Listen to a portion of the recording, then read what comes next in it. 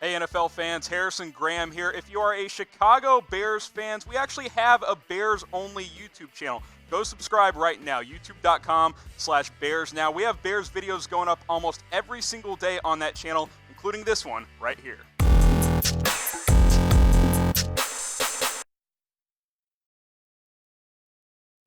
Mitchell Trubisky. This guy has been the center of discussion for the last couple of days at the NFL Combine. Of course, all the teams are there, the head coaches, the GMs. You guys know how this goes. And Matt Nagy and Ryan Pace both have talked and answered questions regarding the quarterback position in 2020. Is Mitch Trubisky the guy? Obviously, after the season, they both backed him, say he's the starter in 2020. Pace, for the most part, doubling down, saying we believe in Mitch, but he also said that no decision has been made on whether or not they are going to opt into his fifth-year team option. Here's the quote. We believe in him. We're going to support him. We're going to be better around him. But I think competition brings out the best in everybody. So could the Bears be bringing in some quarterback options to compete with Mitch Trubisky? We'll get to some options I think could be on the table later in the show. But I want to ask you guys this question. Do you believe in Mitchell Trubisky? Type 1 for yes, type 2 for no. And when I ask this question, I'm saying, can he be the guy that leads this team on a deep playoff run? Is there enough around him? Can he spearhead this team? That is why I am asking. If you think he can, type 1 for yes. If you don't think he can, type 2 for no. Now, today's show is brought to you by BetDSI. You may not be confident in Mitch Trubisky, but you should be confident on making bets with BetDSI and betting the over on the Bears' 8 wins next season. Look, if Trubisky is just marginally better, the Bears are going to win at least 9 games. You can bet on it now at BetDSI, chatsports.com/bet.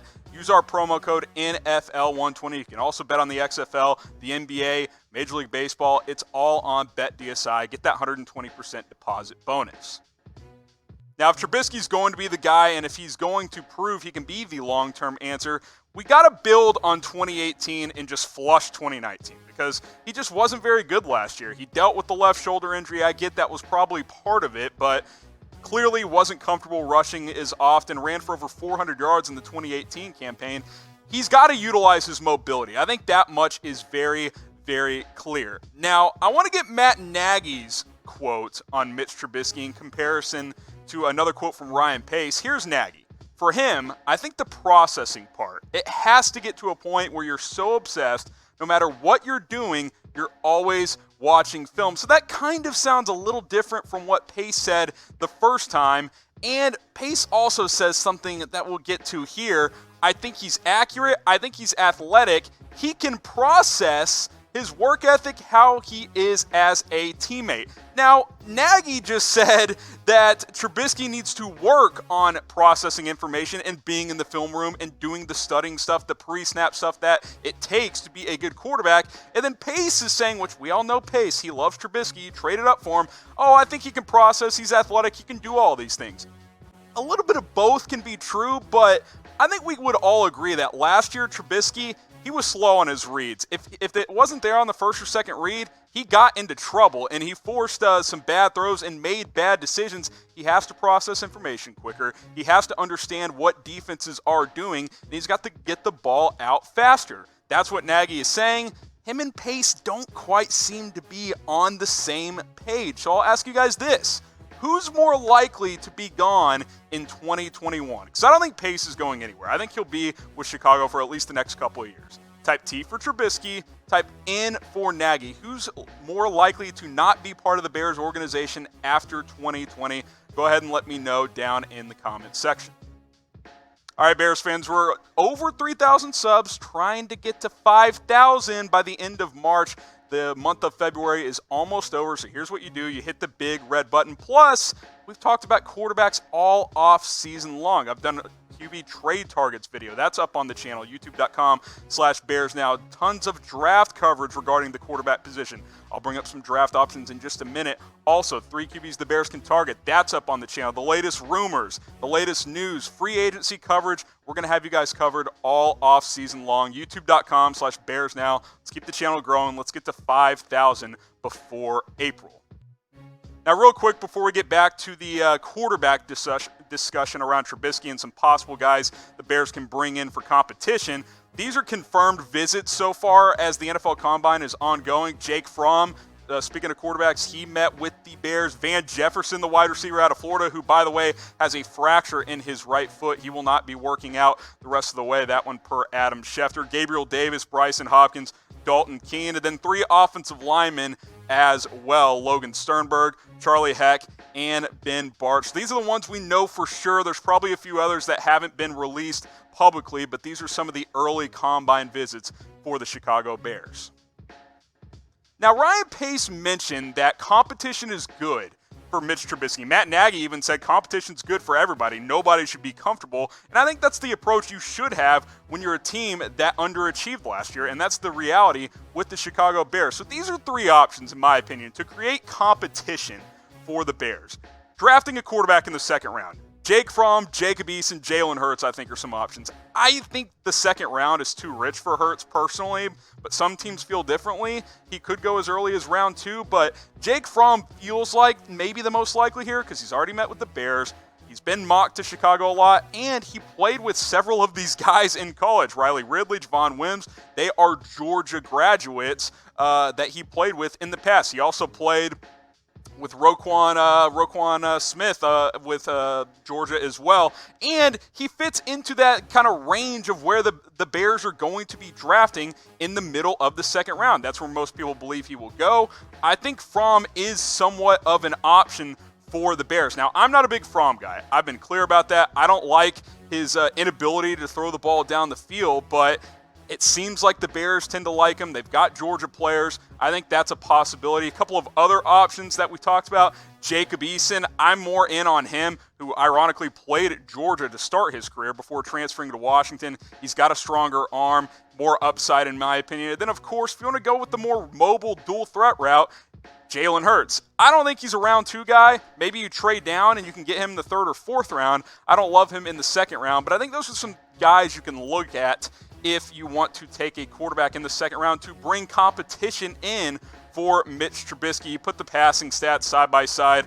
Obviously, Jalen Hurts' numbers a little bit inflated in Lincoln Riley's system, but we know what he brings as far as a rushing standpoint as well. Ran for over 1,200 yards and 20 touchdowns this year at Oklahoma. Eason and Fromm a little bit up and down back in 2019, but obviously Jacob Eason with great upside. Now, should the Bears draft or sign a quarterback? What do you guys think? I've asked this a few times. I've gotten some mixed results. I want to ask it again. Type D for draft, type S for sign. If you think they should draft a quarterback, type D. If you think they should sign one, type S down in the comments below.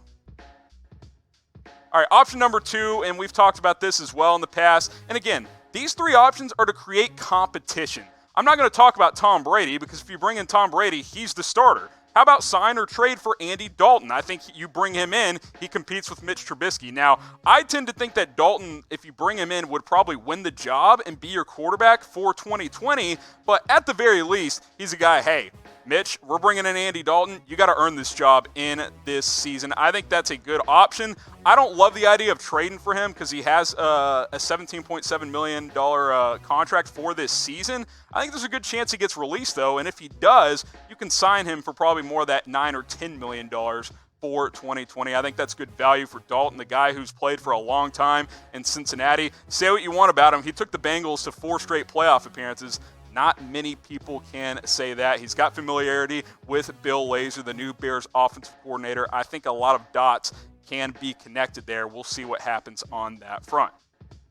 Now, Bears fans, I looked up on my phone this morning because we're based in Dallas, Texas here at Chat Sports. Checked my phone, I was like, man, I wonder what the temperature in Chicago is. 28 degrees. It's pretty cold, so why not get yourselves a Bears hoodie? Chatsports.com/Bears hoodies. By the way, this Khalil Mack one, pretty good deal on that one. Chicago Bears, I like this all orange one, very flamboyant there. I think that's a good option as well. Chatsports.com/Bears hoodies. Best deals out there on all of these options. We'll have the link in the comments and in the description. And another guy to bring in for competition, if you don't want to just bring in a guy to take Trubisky's job, is Marcus Mariota. Ironically, could he be the Ryan Tannehill of 2020? And what I mean by that is you bring him in, he pushes Trubisky, but ultimately Mitch gets the job. He's your week 1 starter. But if he struggles, you've got a guy who has similar attributes, who's mobile, who's played a lot in the NFL, and maybe he sparks your offense if things don't go well with Mitch Trubisky. I think that makes some sense. I think that's an option. I don't think he'll be that expensive either. In most years he would be, even though he didn't play that well last year. But this year, I think he won't cost a ton because there's a lot of big-time quarterbacks available, guys. Tom Brady, Cam Newton might be available via trade. Teddy Bridgewater's out there. There's a lot of options. Mariota may not get a big contract, so he might just want to sign a 1-year prove-it type of deal, compete for the starting job. And hey, if Trubisky doesn't play well, he is ready to go. Now, we talked about Dalton. We talked about Mariota. Pick a quarterback. Who would you rather Chicago bring in for the 2020 season? Type A for Andy Dalton. Type M for Marcus Mariota. If it's the guy who I think gives me the best chance to just win, I think it's still Andy Dalton. If it's someone who you want to compete with Mitch Trubisky but not necessarily take his job, I think that's more of Marcus Mariota. But go ahead and cast your votes in the comments section. Regardless of how the Bears do in 2020, how this all goes, Mitch Trubisky's under fire. He's got to bring it this upcoming season. There's a reason the Bears haven't committed for his 5th-year option. I think they're split among this franchise. Look, Ryan Pace likes him. He traded up for him. He believes in him, and he can keep saying stuff like that, but ultimately he's going to have to prove it on the field. It's been inconsistent. We'll see what happens in 2020. Again, these are some options to create competition, as Ryan Pace would say. You draft a quarterback in the 2nd round, you sign or trade for Andy Dalton, or you bring in Marcus Mariota.